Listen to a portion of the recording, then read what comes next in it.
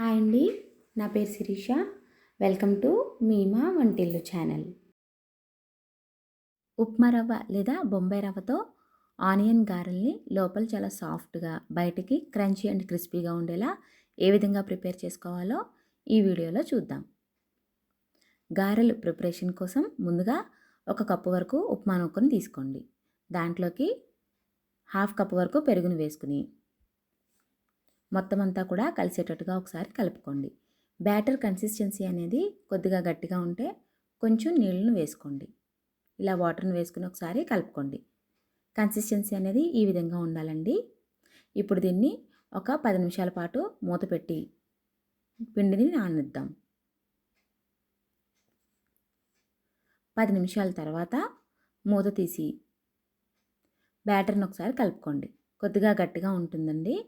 ఇప్పుడు మరికొంచెం వాటర్ని వేసుకోండి. ఎక్కువ వాటర్ వేయకూడదు.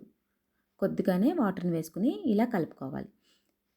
బ్యాటర్ కన్సిస్టెన్సీ అనేది ఈ విధంగా ఉండాలండి. ఒకవేళ మీకు మరీ పల్చగా అయిపోతే 1 టేబుల్ స్పూన్ వరకు వరిపిండిని కూడా వేసుకోవచ్చు.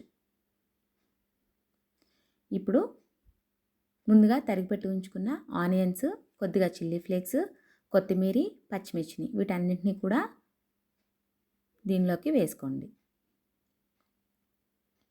మీరు కావాలంటే అల్లం కూడా వేసుకోవచ్చండి, చాప్ చేసుకుని.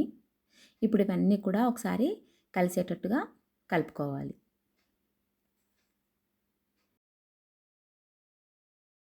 చివరగా చిటికెడు సోడాని, 1/2 టీ స్పూన్ కన్నా చాలా తక్కువగా ఉప్పుని వేసుకోవాలి. ఉప్పుని చూసుకుని వేసుకోవాలి. ఇప్పుడు వీటన్నింటినీ కూడా బాగా కలిసేలా కలుపుకోవాలి.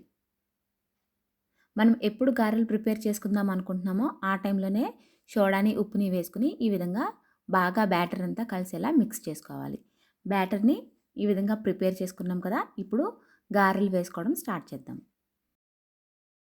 డీప్ ఫ్రైకి సరిపడినంత ఆయిల్ని స్టవ్ మీద ఉంచి స్టవ్ని మీడియం ఫ్లేమ్లో పెట్టుకోవాలి.